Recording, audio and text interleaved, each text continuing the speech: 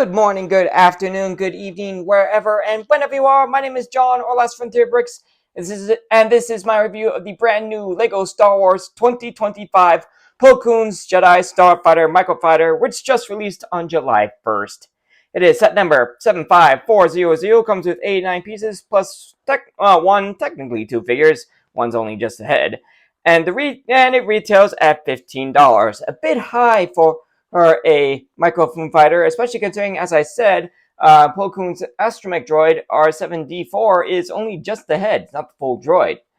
Taking a look at the set itself, you can tell that this is the Delta 7B variant from the Clone Wars, not Revenge of the Sith, like a lot of people thought it would be. In fact, from taking a look at the background of the set, I would say this is based off the Zygerria Slaver arc from Clone Wars Season 4. It's either Zygerria itself or maybe Kadavo, where they actually rescued the slaves. So yeah, this is not a Revenge of the Sith based set, which again a lot of people thought it would be, considering the ARC 170 that we just got back in January. Yeah, so we thought, considering those two are very much paired up in Revenge of the Sith, with Plo Koon being shot down by an ARC 170, I'm sure a lot of people thought that this was going to be a Revenge of the Sith microfighter, but no, it's actually Clone Wars. Taking a look at the box art, you can see the full set and all its glory, including the figure, which I gotta say, taking a look at the top of the box, that looks like an incredible figure. Just the head itself looks awesome. I'm actually quite excited about this. It's probably going to be the highlight of the set for me.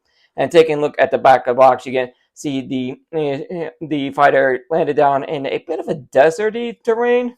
And this might be based off of the season 6 arc, where you go up with who is that Jedi? The one who the Sifo Dyas arc, you could say, where Plo Koon finds Sifo Dyas' lightsaber. But speaking of lightsabers, you can see that this microfighter actually has a clip for Plo Koon's lightsaber. This does have the push tabs. And unfortunately, unlike the last couple of microfighter size sets I've gotten, this box opened very easily. So it looks like we got 2 bags of parts. Actually got a couple pieces just sitting here all by their lonesome, and 1 instruction manual, all with a CG render of the set. Once again, we have an ad for paper bags in the set. Without them, just jump straight into the build, and we get not only 2 pages of parts for the set, but we also get ads for this set, plus the other 2 smaller Star Wars sets that came out with it, the Darth Maul mech and the Night Trooper and Death Trooper battle pack from Ahsoka. So this should be a quick, fun little build. Go ahead, jump in the time lapse of this set, the build of this set, starting right now.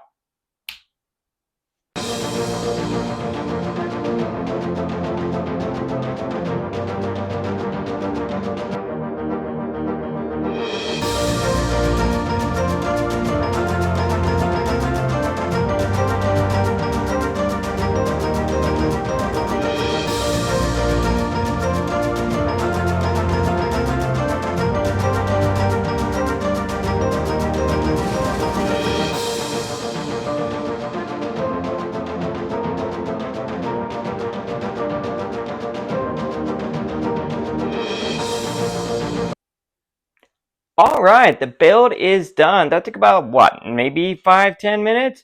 It's nothing too crazy going on, but all in all, really simple but fun build. We'll go ahead and take a look at, as I said, probably the highlight of this set. That's this brand new Plo Koon figure, which looks absolutely fantastic. Just a head mold that looks really, really good with all the details going on.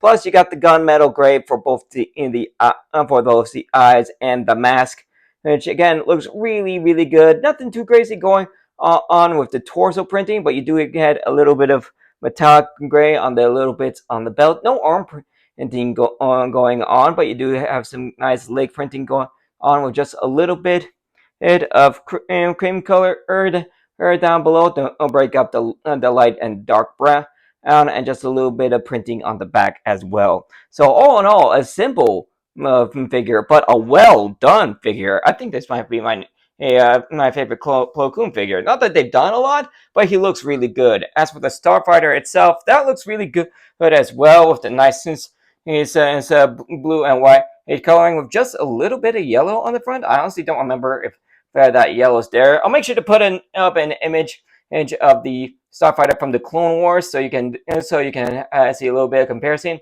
But I do like the combination of the dark blue and the white. Plo Koon fits in the Microfighter just fine. You only got 2 studs in there, so it's easy to get him both in and out. Relative that you got a little cheese wet HPC here and transparent white. Had to give you some semblance of a canopy. The printing on the R7 droid looks really good, even if it's basically just a reddish brown recolor of R2D2.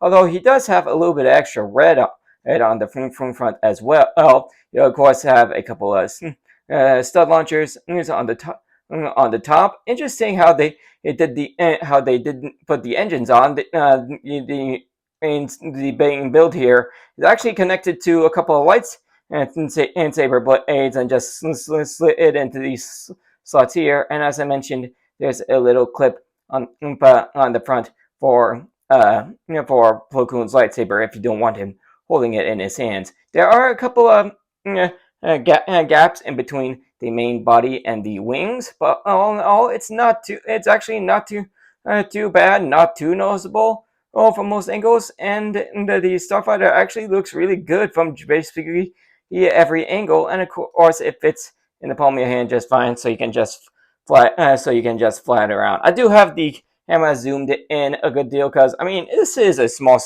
set, so you do kind of need to have it zoomed. Have the camera zoomed in to get a good look at the set. But all in all, it's it's a really decent and a really good Microfighter. I think the one downside is the fact, well, technically 2 downsides. If they can't have to have it as a Microfighter, I do feel like 15 is a bit, like I said at the beginning, 15 feels a bit much for a Microfighter, especially one that technically only has 1 full minifigure.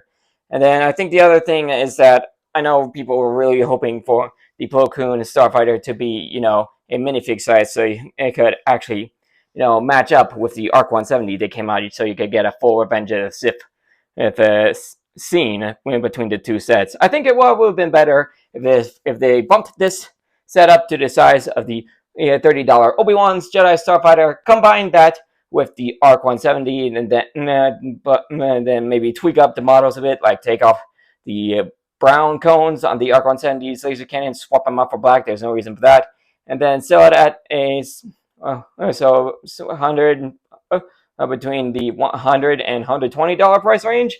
And all in all, that would make it for a really cool set. But I can't exactly judge, like I said, based off what could have been. I'm judging it based off what we got, and what we got is really good, with the exception of that $15 price point. You said point. You might want to see if you can get for around 10, which is technically what a Microfighter is usually supposed to be. Don't know why they pumped it up to 15, but they have. But all in all, I think the price is the only real downside. This is a really solid Microfighter. So that'll be the end of this review. Thank you for joining me for it. If you guys enjoyed it, you know what to do. Like, subscribe, all that stuff. Ring the bell to be notified of all videos as soon as they become available. Check out my channel and some more of my content on the end screen in just a few seconds. And I'll see you all in the next video. Later, everybody.